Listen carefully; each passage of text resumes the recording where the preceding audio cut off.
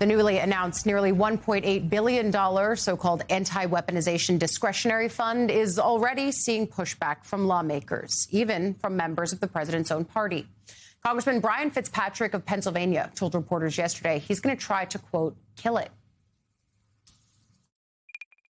Congressman, what do you make of this $1.7 billion fund for bad news? We're going to try to kill it. You're going to try and kill it? Yep. Wow. Okay. And how? Well, we're considering legislative options. We're going to write a letter to the AG to start, but we're considering a legislative option. Okay. We're trying to unpack exactly, what the legal machinations are, but can't do that. Right. Can't do that.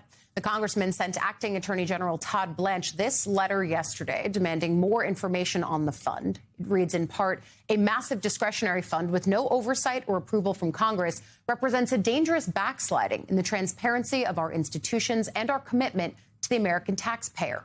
A number of Republican lawmakers in the Senate have also spoken out against this move. The fund would give the president the power to gift taxpayer dollars to allies that claim they were victims of alleged weaponization in the Justice Department under President Biden. A top issue lawmakers have with this idea is who exactly will be compensated. The acting AG was asked yesterday if January 6th insurrectionists who attacked police officers and were charged by the DOJ would be able to apply, and he didn't rule it out. Just to be clear, people that hurt police get money all the time. Okay, there's a process where if you believe you have your rights violated, you can apply for funds, you can sue, you can file a claim, you can go to court. In some of those cases, the state, the government, the federal government settles those cases. It's abhorrent to ever touch a law enforcement officer, which is why anytime anybody does that, and it's a federal officer, we'll prosecute them. But that's a completely different question with whether an individual is allowed to apply for a claim. Whether they'll get a claim, depends. I can't, it would not be appropriate for me to talk about absolutes, like absolutely not, under no circumstances. I mean, we can talk about hypotheticals till we're blue in the face, but that really wouldn't be fruitful. Congressman Jamie Raskin, meanwhile, the top Democrat on the House Judiciary Committee, introduced a bill yesterday that would block the fund entirely after his motion to subpoena the acting AG failed. And then there's this separate story, the Trump ballroom plans. Senate Republicans now saying they'll strip the $1 billion Secret Service funding request for the project from their immigration enforcement bill, following objections within the party. Speaking to reporters, Senator John Kennedy of Louisiana said yesterday, quote, "We were told that the ballroom money is out." Senator Bill Cassidy also expressed doubts about the project's funding. There's no architectural plans. There is no environmentals. There's no engineering. There's no sense of, when we ask, how did it happen to cost exactly $1 billion? It could cost a lot less. It could cost a lot more. I just don't get it. The decision comes after a ruling from the Senate parliamentarian that the provision violates Senate rules, as well as public questioning of the funding by several GOP senators just last weekend. Majority Leader John Thune went on to say conversations are ongoing and that the bill text isn't finalized yet. The decision would underscore the limits, though, of Trump's influence over Senate Republicans who have otherwise offered little pushback to his demands over the course of his second term. Joining me here at the table, MS Now senior Washington reporter and co-host of The Weekend, Eugene Daniels. No one I'd rather come back from a few days off to see than you.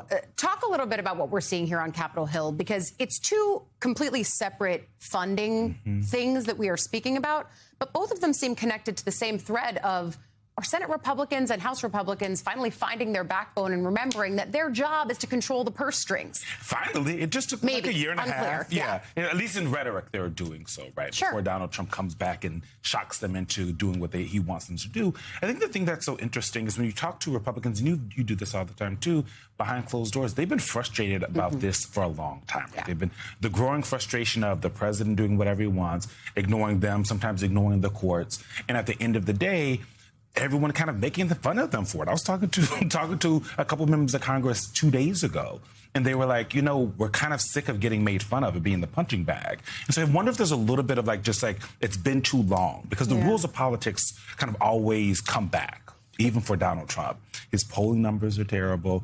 All of these things seem unfocused from the promises that he made to the American people about coming back. And so Congress trying to figure out what are the ways in which we can slow walk some of these things so that it doesn't happen or outright stop them. I also think that they are different in that you can pull the $1 billion in funding for the ballroom security out of reconciliation.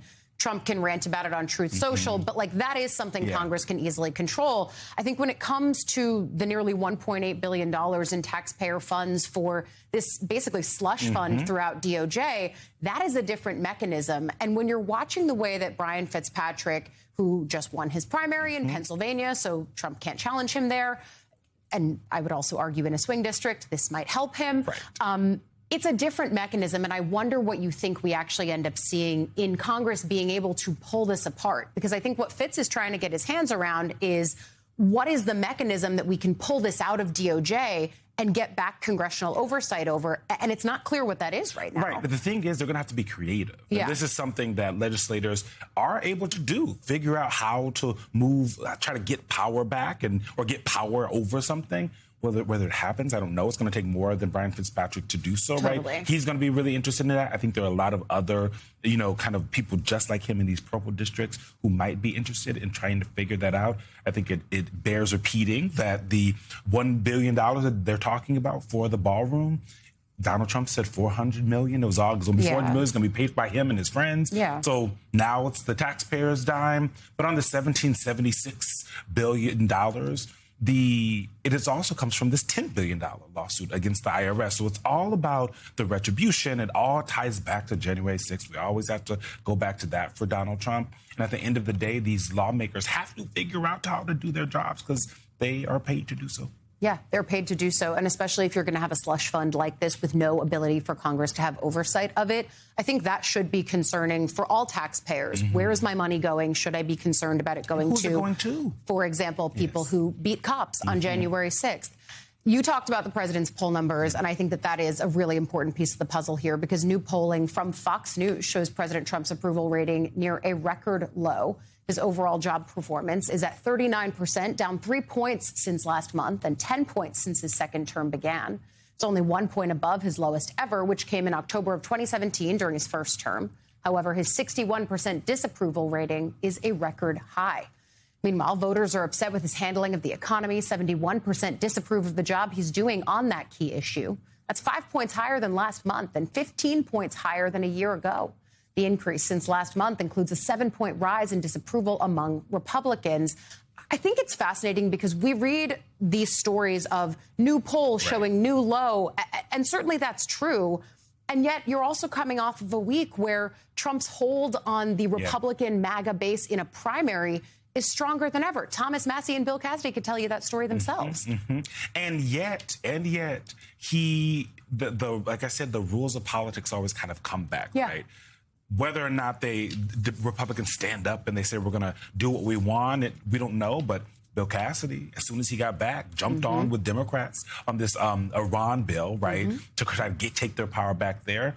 I will say on the poll numbers, Donald Trump in his first term, say what you want about the first term, one thing that he was really good at is when he saw bad headlines, bad poll numbers, they started to shift things a little bit, at least rhetorically. That is not the case anymore. It doesn't move him. And so even some of his staunchest allies behind closed doors will tell you, we continue to try to figure out how to get him back focused on the things that the American people care about. Because that's what it is. When the American people see you talking about a ballroom, talking about the slush fund, and they're seeing all the money leaving their pockets, going to gas or their energy bills, they're going to have issues with that. And that is going to be paid for by Republicans in November, if possible. Exactly, because they're the ones on the ballot. And so it leaves us asking the question that we've been asking for a year now, which is at what point do they realize their political fortunes diverge from the president's? And is this the moment where we see them start acting like it? Maybe. MS Now senior Washington reporter, co-host of The Weekend, Eugene Daniels. Thank you, my friend. Good to see you.